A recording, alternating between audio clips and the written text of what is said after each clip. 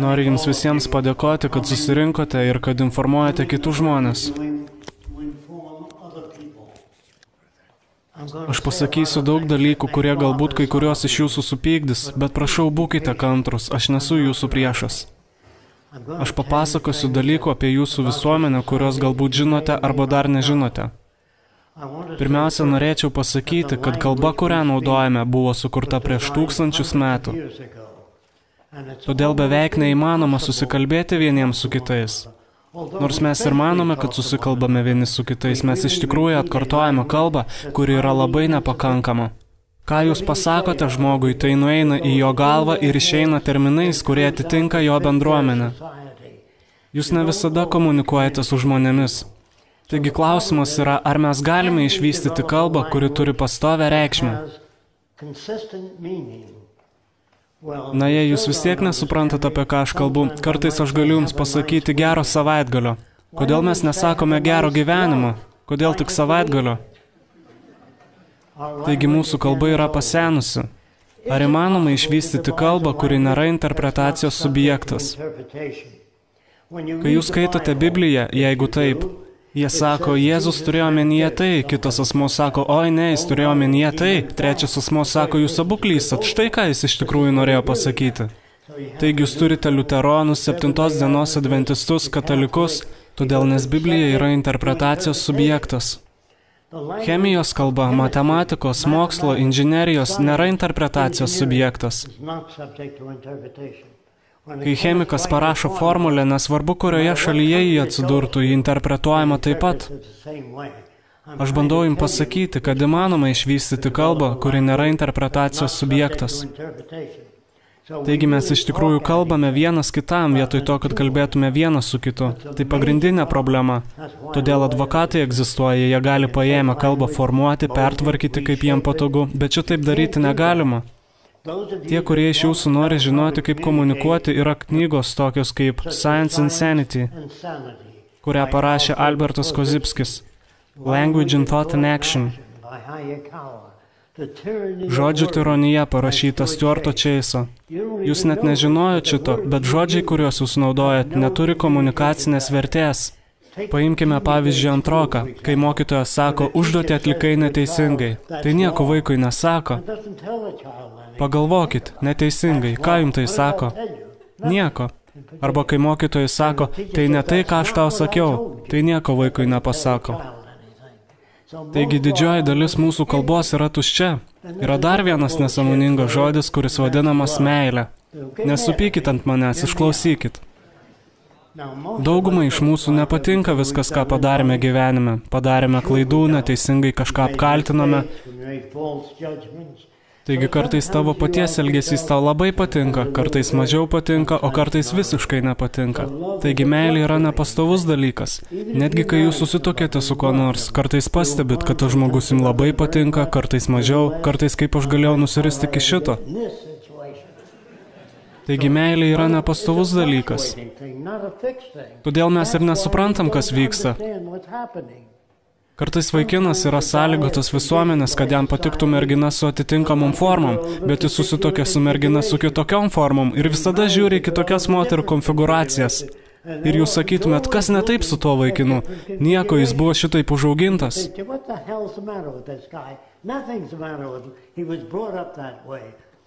Nėra gerų ar blogų žmonių, nėra kūrybingų ar tingių žmonių. Tai yra melas duotas jums jūsų šalies. Aš truputėlį jums apie tai papasakosiu. Jeigu tu būtum užaugintas Amazonės galvažudžių, tu būtum galvažudys.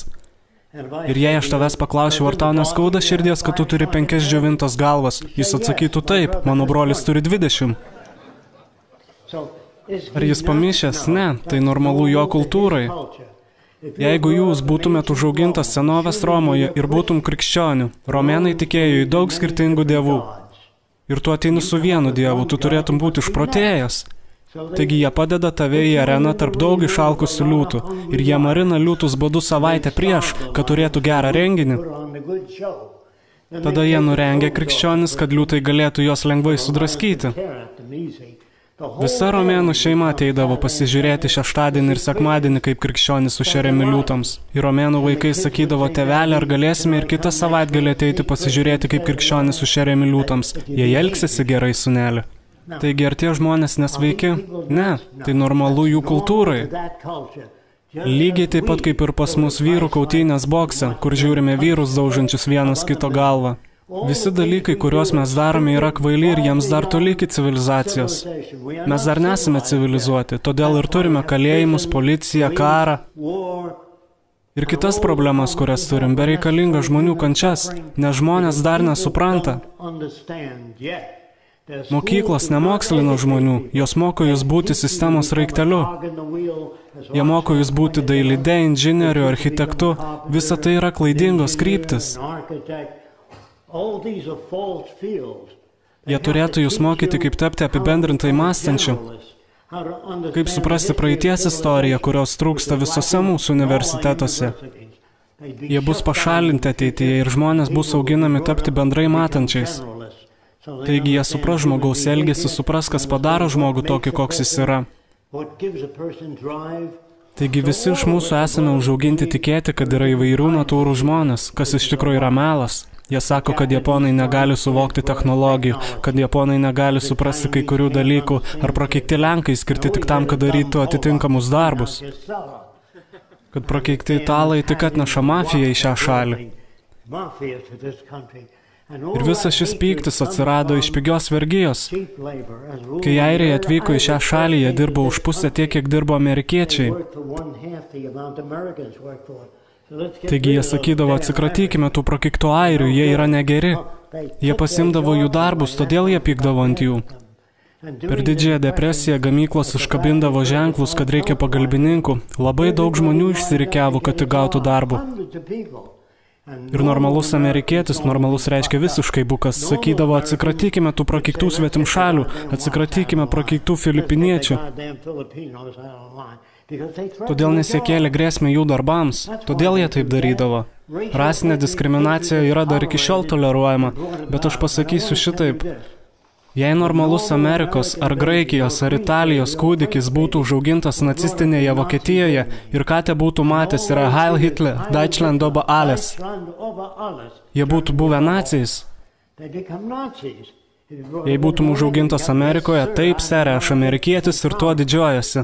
Dauguma amerikiečių nežino, kad prezidentas Džordžas Vašingtonas turėjo 300 vergų.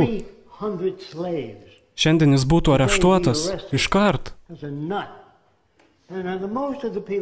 Prezidentas Haris Trumanas buvo skrybėlių pardavėjas, tikras asilas prezidento pozicijoje. Taigi, kas yra tie žmonės vyriausybėje, kas yra politikas? Aš nenoriu, kad priimtumėt mano žodį, bet nueikit pas bet kurį politiką, kurį žinot, ar nežinot, ir paklauskit, kaip tu užaugintų maistą greičiau, nenualindamas dirvožemio ir pamaitintų malkanus. Nežinau. Kaip tu padarytum automobilius saugesnius, kad jie neatsitrenktų vieni į kitą? Nežinau. Kaip tu padarytum greitkelius saugesnius? Nežinau. Jie nieko nežino. Nepriimkit mano žodžių, paklauskit jų patys. Jie nežino nieko ir aš turiu omenyje politikus visame pasaulyje. Visos šalis, visos, yra iš esmės korumpuotos.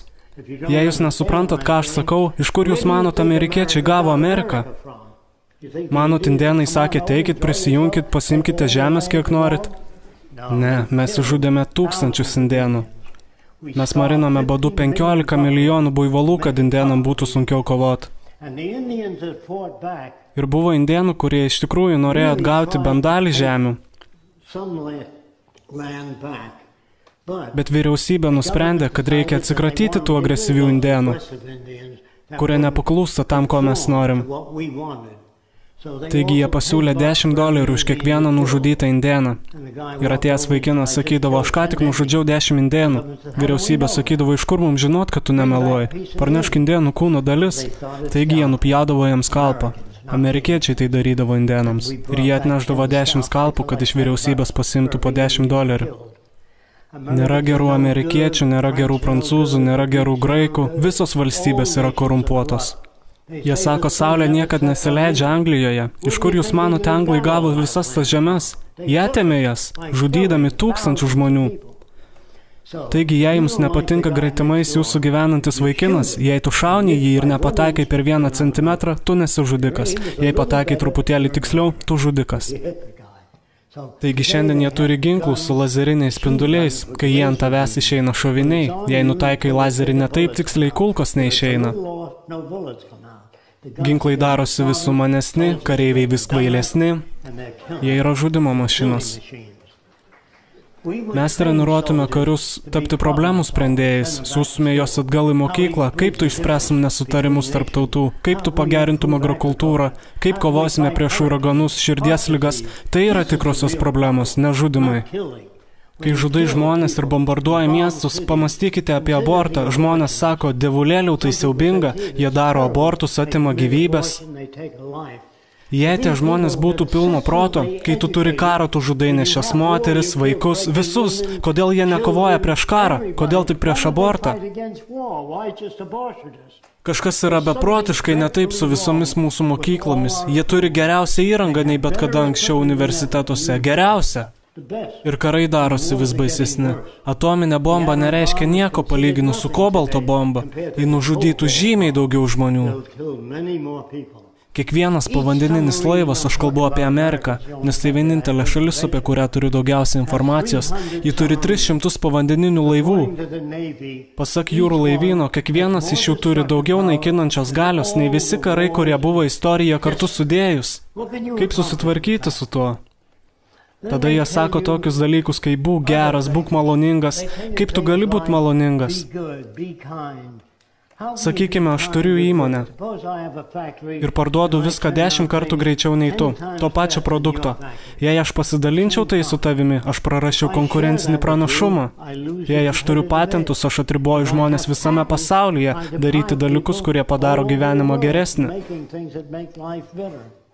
Tai kaipgi tu gali būti padorus? Taigi tu eini į bažnyčią sekmadieniais ir ką žmonės ten dažniausiai daro? Kvaršina Dievui galvą. The other person, and so when they go to church, what do mostly? Bother God. Mums reikia naujos mašinos, mano žmonai reikia automobilio, norėčiau turėti namą toje šalyje, norėčiau to, patiktų tas. Ir jie sako, kad Dievas žino viską. Tai yra ką, jie moko bažnyčioje. Dievas žino viską. Jis sukūrė kiekvieną planetą, kiekvieną galaktiką. Taigi aš nuėjau į bažnyčią ir užgavau dvasininką. Pasakiau, jei Dievas žino viską, kodėl Jėzus įsakinėjo Dievui? Jis atsakė, aš nepamenu, kad Jėzus būtų įsakinėjęs Dievui. Na, jie nukryžiavo Kristų, prieš jį nukryžiuojant jis pakėlė galvą ir pasakė, tėve, atleisk jiem už tai, kad jie nežino, ką daro. Dievas atsakytų, dievulėliau, aš apie tai net nepagalvojau, ačiū. Suprantat, jei jis žino viską, ko Jėzus kam nors jam besako. Kam jūs ką nors jam bepasakojat, jei jis žino viską? Žinai, jis serga, kenčia, prašau sumažink jai skausmą. Na, aš apie tai nežinojau, jūsų tiek daug. Gerai? Matote, žmogus sukuria Dievą pagal savo atvaizdą, kažkokį beprotį, kuris supyksta ir sako, Nojau, pastatyk arką, aš užtvindysiu visą šį plotą, man nebepatinka gaminiai, kuriuos padariau, kad neužmuštų visų, jis pasakė Nojui pastatyti arką. Jei jis paėmė po 2 kiekvieno gyvūno rūšis, arka turėjo būti mažiausiai mylios ilgio. Kas išvalė šūdus iš tos valties? Tos istorijos yra tokios absurdiškos, jos net neprotingos. Aš skaitau Bibliją vietoj komiksų knygučių, nes ten nėra nieko, kas būtų prasminga. Dievas sėdi soste, jis sukūrė vyrą ir moterį, padėjo juos į gražų sodą ir tada jis sukūrė gyvatę, kuri vaikščios stačiomis. Pasak Biblijos, ne manęs. Ir gyvatė pasakė, suvalgyk žinojimo vaisių, ir Jeva padarė tai, ir jis abu jos išspyrė lauk iš ten, užrakinęs visus vartus. Visus mylintis, pats maloningiausias Dievas. Priešpriešos yra tokios akivaizdžios Biblijoje, kad neįmanoma supras, kaip žmonės to nemato. Taigi Biblijoje, jeigu jūs religingas, yra sakoma nežudyk. Nėra sakoma, gali žudyti antradieniais ir trečiadieniais. Yra sakoma nežudyk. Dar yra sakoma, mylėk savo priešą kaip save patį. Tai reiškia, jei žmogus trenks tau į veidą, atsuk ir kitą žandą. Kas nutiko karo metais su tais krikščionimis? Larry Kingas kartą man pasakė, ką manai apie krikščionybę? Atsakiau, tai nuostabi idėja, kodėl jie jos nepanaudoja praktikoje.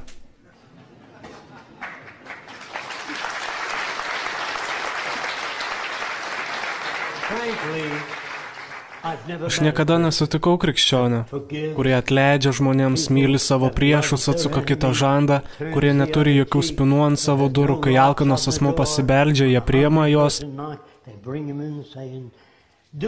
Nedaryk to, ko nenorėtum, kad tau padarytų. Aš niekada nesutikau krikščionio.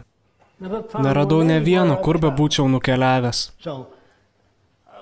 Taigi esmė yra tame, kad mums visiems reikia saugumo. Viso pasaulio žmonėms reikia švaraus oro, švaraus vandens, dirbamos žemės ir tinkamo išsilavinimo.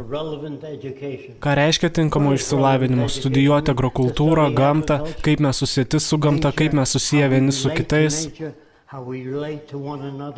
Kad turėtume įrankius gyventi pagal tai, ko mes norim, ne tai, ko jie nori, kad tu būtum. Jie nori, kad tu būtum patriotiškas, o tai reiškia, jie nori tave kontroliuoti. Einšteinas sakė, patriotizmas yra liga, bet jis negalėjo to pasakyti viešai. Kai jis atvyko į Ameriką, jis buvo socialistas ir jie pasakė jam, nekalbėk apie socializmą, jie išgabens savo užpakalį atgal į Vokietiją. Taigi jis nekalbėjo apie tai. Aš paklausiau Einšteino, kaip jis mano, koks turėtų būti socialinis dizainas, kad tiktų visiems žmonėms. Jis iš tikrųjų neturėjo jokio supratimo apie socialinio dizaino anatomiją. Jis paklausė, ar tu domiesi matematiką? Atsakiau taip, bet kaip įrankiu. Bet jis iš tikrųjų nesuprato socialinio dizaino proceso. Aš paklausiau komunistų, kaip jūs užkirsit kelią korupcijai ateityje. Jie atsakė, kai ateis tas laikas, mes tada ir dirbsim ties šito. Paskui paklausiau, kaip jūs apgyvendinsit milijonų žmonių. Na, kai ateis tas laikas, mes apie tai pagalvosim. Aš pasakiau, pradėkime techninę atšaką komunistų susitikimuose ar socialistų susibūrimuose, ar bet kuriame kitame susitikime, kad padarytume saugų gyvenimą visiems žmonėms, taigi tada niekas ir netaptų korumpuotais. Jie atsakė, tu iškraipai Markso mokymus, turi iš čia išeiti. Aš nebandžiau iškraipyti ar žlugdyti komunistų, aš tik bandžiau duoti jiems metodą, kaip spręsti problemas. Taigi didžiosios depresijos metu aš prisijungiau prie technokratų, nes jie kalbėjo apie mokslo ir technologijų panaudojimą valdyme, bet toje organizacijoje nebuvo ne vieno juodaodžio. Aš paklausiau, kodėl čia nėra ne vieno juodaodžio. Jie atsakė, tegu jie pradeda savo atskirą skyrių. Vėliau paklausiau, o kaip dėl azijiečių? Jie atsakė, azijiečių protas negali suprasti technologijų. Tačiau, kaip matote šiandien, jie pirmauja pasaulyje technologijose. Taigi visos mūsų mintis apie įvairių žmonės yra melas, jos nėra tikros. Mes turime suprasti, kad visi žmonės yra linkę mylėti savo vaikus. Visi žmonės nori, kad jų vaikai būtų kuo geriau išprusę. Visi žmonės nori žinoti apie mitybą. Taigi sakykime, kad farmacinės kompanijos yra nuoširdžios ir jie išsiaiškina, kad salierų sultis mažina kraujo spaudimą. Negalėtum užsidirbti tiek pinigų pardavinėdamas salierų sultis, bet gali gauti $1 už kiekvieną tabletę. Taigi prieš daug metų buvo išleista knyga. Taip pat man patinka žinoti, kiek žmonių yra girdėję apie ją. 100 milijonų Gvinėjos kiaulių. Kiek iš jūsų žinote šią knygą? Ji turėtų būti kiekvienoje bibliotekoje, bet nėra. Apie ką kalba ši knyga? Apie farmacinių kompanijų melus. Ir Amerikos žmonės, beje, tai buvo labiausiai perkama knyga.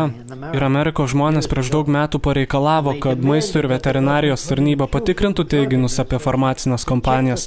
Ir jie tai padarė, ir jie pasitvirtino. O dabar maisto ir veterinarijos tarnybos yra valdomų žmonių iš farmacinių kompanijų. Viskas korumpuota, kur be prisiliesi. Taigi Oppenheimeris nuvyko pas prezidentą Harry Trumaną ir pasakė, na dabar mes turime atominę bombą, kodėl mums jos nepademonstravus kur nors 30 mylių toliau jūroje, kad Japonai ją galėtų pamatyti ir mums nereikėtų jos mesti ant Japonijos, duokim jam šansą pasiduoti.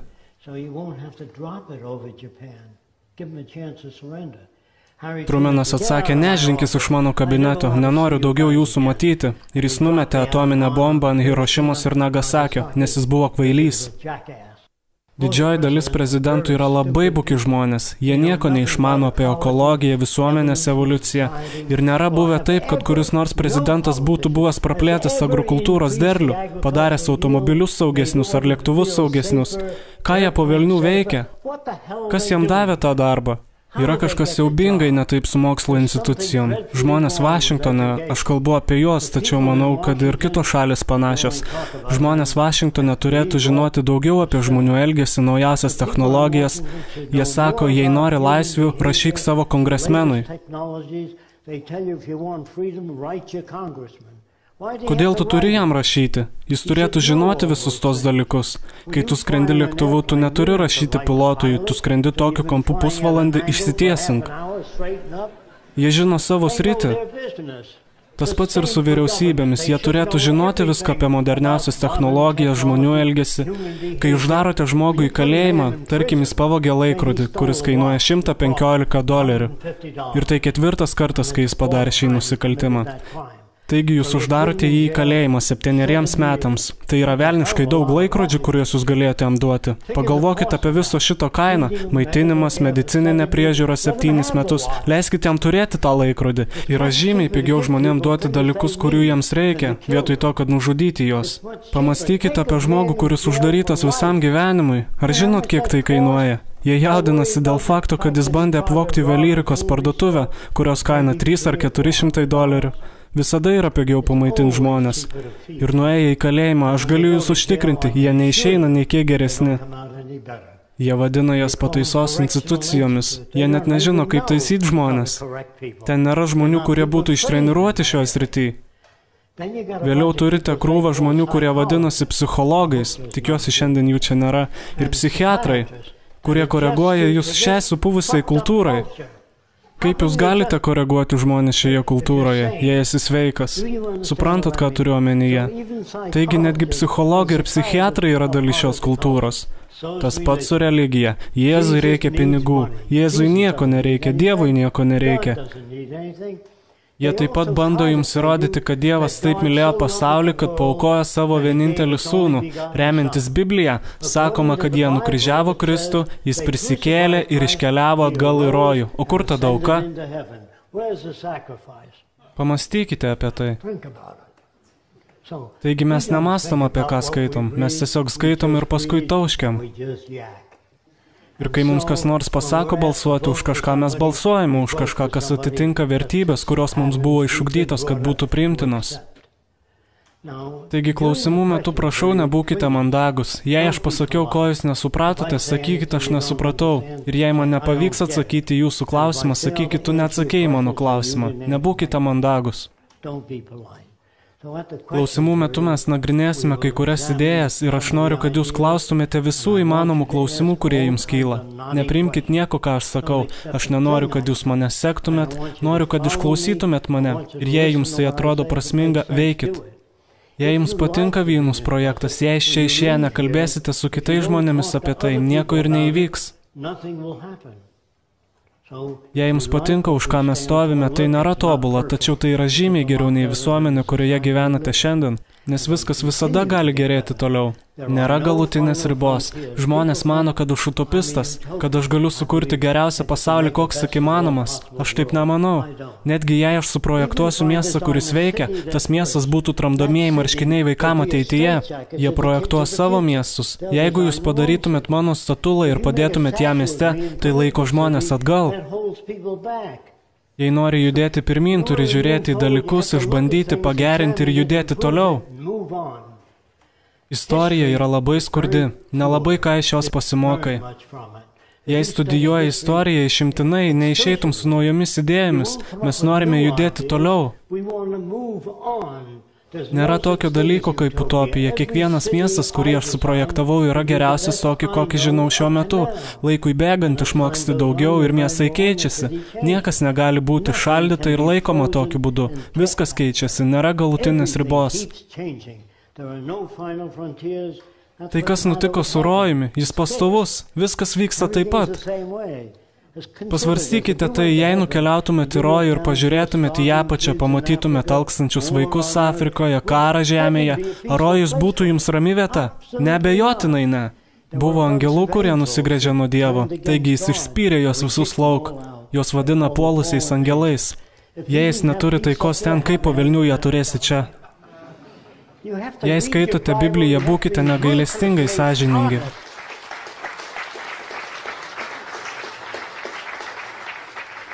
Jei nesate sąžiningi, nieko nebus. Biblijoje sakoma, neteisk ir nebūsi teisiamas. Tai reiškia, neteisk niekieno, tu nežinai pakankamai, kas jį tokiu padarė. Jie taip pat Biblijoje sako, but for the grace of God, go I.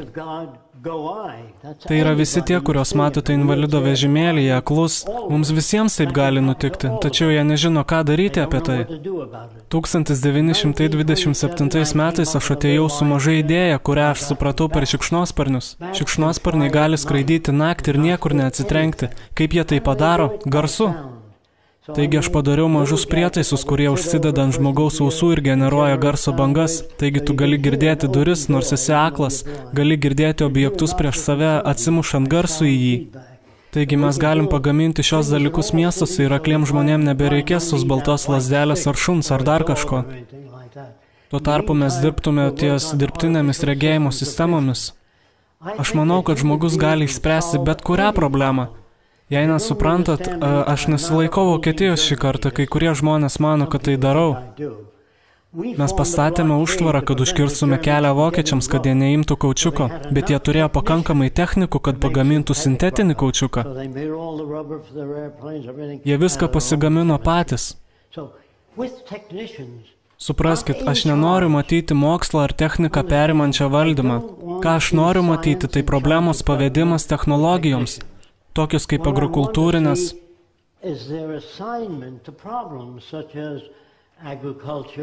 Kai gali auginti maistą 2 kartus greičiau dirvožemėje, tu išsekini dirvožemį. Taigi mes norime žinoti, kaip auginti maistą greičiau, neišsekinant dirvožemį. Jungtinių Amerikos valstijų kariuomenė išpylė 65 tonas nuodingų dujų į vandenyną Majamio pakrantėje, netoli Golfo srovės. Kaip tu gali mylėti valstybę, jei armija daro šitokius dalykus? Jie nežino, ką daro. Jiem tik pasako, mes norime, kad tu išpiltum nuodingas dujas. Taip, sere. Mes daugiau nenorime nuolankių žmonių vyriausybėje. Mes norime, kad suprastumėt, kas vyksta. Mes nenorime, kad jūs balsuotumėt už senatorius ar dar kokius kitus kvailius. Jie yra nekompetentingi. Visi. Noriu, kad suprastumėt, viskas, ką jūs šiandien turit, jūsų elektrošviesa, lėktuvai, automobiliai, ne vienas iš jūsų neprisidėjote prie jų pagaminimo.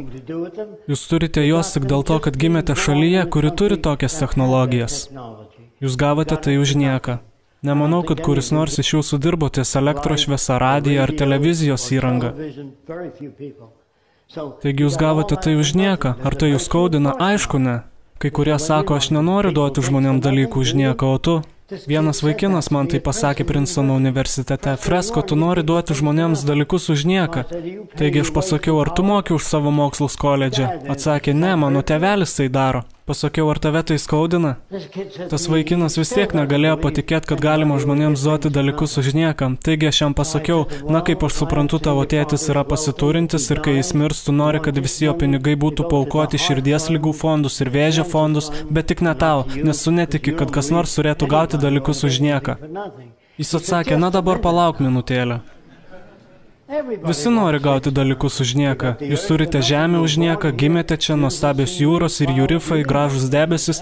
Niekas jų nepadarė, ar tai jūs skaudina, aišku, ne. Bet kai tu gimsi užšerštame pasaulyje, kurio ore smogas dėl automobilių išmetamųjų dujų, sakytume, tikriausiai taip jau yra. Nieko taip nėra. Tai yra todėl, nes žmonės vyriausybės postuose yra visiškai nekompetentingi.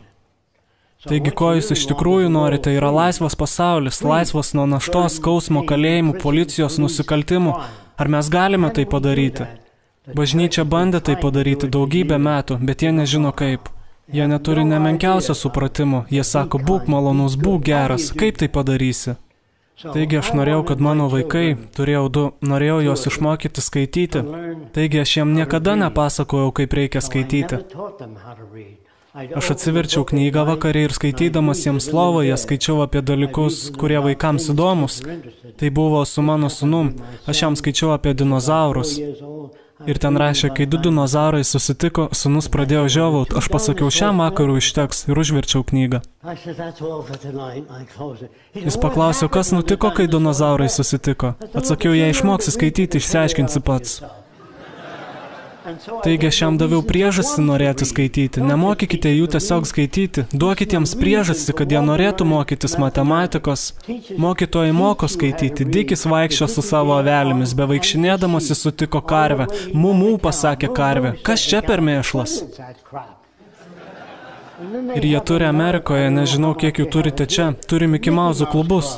Kas bus, jei vaikus sąlygosit prisijungti Mickey Mouse klubą? Užauginsit krūvą bukagalvių. Suprantat, vaikai nori žinoti viską, kaip lėktuvai skraido. Tėveli, kaip veikia elektrinė lemputė? Jis atsako, neįsivaizduoju. Tėvelis dažniausiai nežino nieko, o kongresmenas ne ką daugiau. Taigi aš sakau, kad viskas, ką jūs turite, yra technika. Pamastykite apie tai, jeigu jūs išmestume technologijas, jeigu mes išjungtume riedulinę užtvanką, rytoj visas miestas ir visi šaldytuvai nuo Los Andželo iki San Francisco sugestų. Prarastume visą maistą. Viskas, ką jūs turite šiandien, yra technologijos. Jei išjungtumėte energijos projektus, vyrai turėtų tempti mašinas ir kanojas.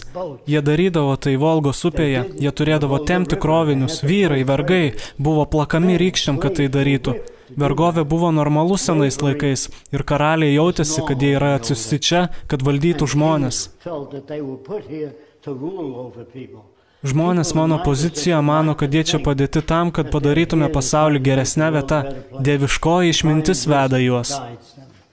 Žiūrėkit, dieviškoji išmintis nevedžiojo niekieno. Kai krikščionys buvo šeriami liūtams, jie meldėsi kaip pašėlė. Žydai koncentracijos stovyklose meldėsi ir jie buvo sudeginti. Seilėme Massachusetts'e, jeigu moteris prabildavo ir nelabai pritardavo su visko, ji būdavo sudeginama kaip ragana. O štai ko jūs nežinojate, aš kalbu apie Jungtines valstijas. Moteris, šimtai jų buvo sudegintos gyvos, todėl nes jos mąstė apie dalykus truputėlį kitaip. Bet ko jūs nežinojate, kad už kiekvieną raganą, kurią randate, tau atitenka jos banko sąskaita ir žemė. Taigi tai buvo puikus darbas ieškoti raganų senais laikais. Kuo daugiau randi, tuo daugiau pinigų turi ir dar nemokamai.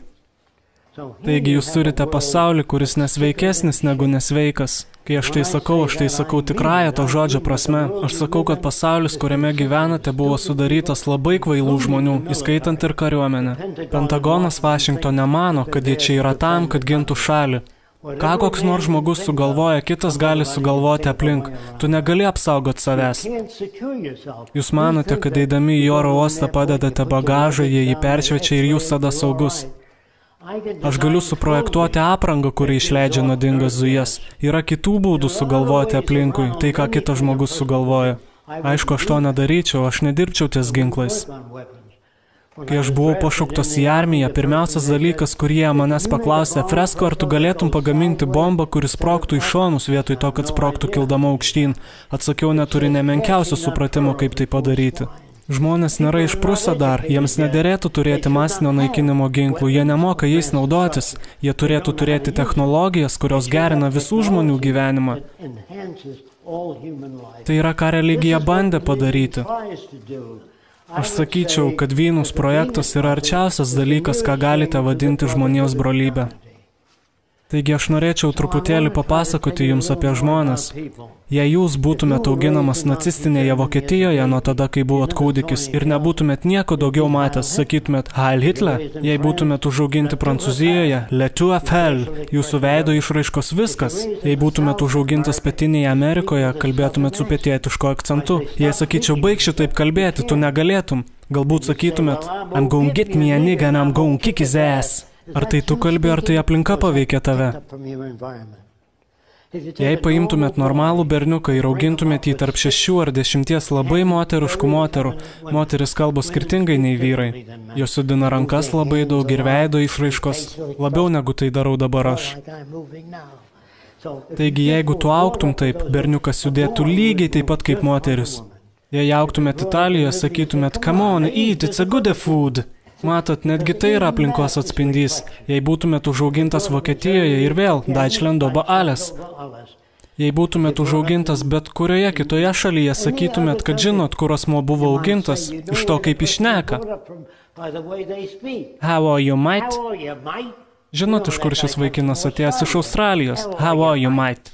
Jis kalba šitaip, jo veido išraiškos būtų tokios. Ir jūs naudojate žodžius tokius kaip individualumas ar asmenybė. Nėra tokio dalyko. Kiekvienas žmogus atspindi savo kultūrą. Jei 10 metų pagyventum Prancūzijoje, persikeltum į Vokietiją, pagyventum ten 10 metų, kalbėtum su vokišku ir prancūzišku akcentu ir negalėtum nieko apie tai padaryti. Taigi mes atspindime savo kultūrą. Taigi, kai sakot, pats pagalvok, tu negali, nes tu mąstai kaip amerikietis, ar prancūzas, ar vokietis, ar graikas, ar italas. Kai vokiečiai kalba, jie atvykę į šią šalį, jie sako, taip jie kalba, tai vokiečių ir anglų kalbos susikirtimas. Aš dirbau žmogui vardu Ernstas Sudetas, kuris buvo išrinktas kaip geriausias iš geriausių, jis nukovė 71 lėktuvą. Kai aš dirbau pas jo, aš jo paklausiau, kaip tu nukovė 71 lėktuvą?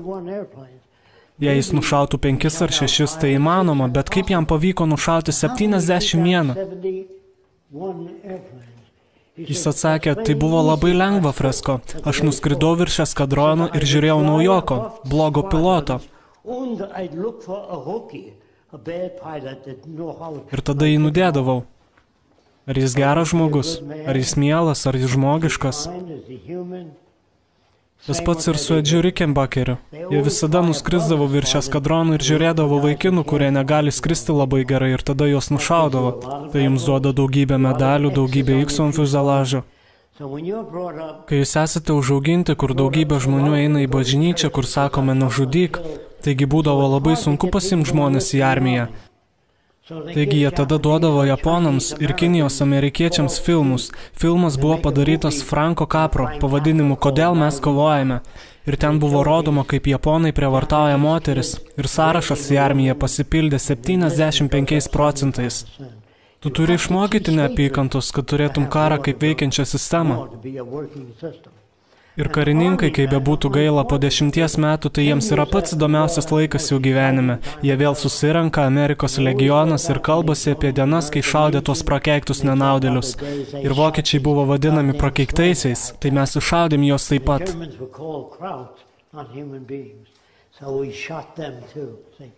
Taigi kariai yra žudimo mašinos. Ir jei jūs norite pasaulio be karo, žmonės turi būti išmokinti suprasti, kad visiems žmonėms reikia tų pačių dalykų – gero maisto, sveiko gyvenimo, tinkamo išsilavinimo, o ne žudimų. Nes karas tik kurso neapykantą metus. Jie prisimena, kad tu nužudėjai jų vaikus ar tėvus ir nori, kad dar jie sutartų vieni su kitais. Ir kai kurie žmonės man sako, aš juos imituosiu, kodėl tie prakeikti šiaurės korėjiečiai gaminasi raketas, kodėl tie kiniečiai kuria didelės kariuomenės, jos grėsmė mums. Bet ir vėl, aš nenoriu, kad jūs priimtumėt, ką aš sakau, bet Anglijoje yra leidžiamas laikraštis pavadinimu Telegraph. Ir tame laikraštyje jie išspausdino antraštę, kažkur prieš 7 metus. JAV ketina subombarduoti 7 šalis. Branduolinė bomba, slapta ataka, prieš 7 šalis. Šalių pavadinimai – Šiaurės Korėja, Kinija ir visos kitos mums nepatinkančios šalis. Antraštė didžiausiamis raidėmis publikuota laikraštyje Telegraph. Jei nematėte to, panagrinėkit archyvus, nepriimkit mano žodžio. Jei Kinija pasakytų, mes ruošiamės bombarduoti Angliją, Prancūziją, Airiją ar dar kokią nors kitą šalį, mes apsiginkluotume iki dantų. Štai kodėl jie gaminasi atominius ginklus. Jie bijo mūsų, bijo Amerikos. Jei tu šito nežinai, sakai, kodėl tie prakeikti kiniečiai daro tai, kodėl tie prakeikti šiaurės korėjiečiai tai daro. Jie daro tai, nes yra išgąsdinti Jungtinių valstijų. Ar jų tikslai geri galbūt, bet jie yra kvaili žmonės. Net jeigu jie ir žada atakuoti, jie neturėtų to skelbti, bet Pentagonas tai paskelbė pagal laikraštį Telegraph.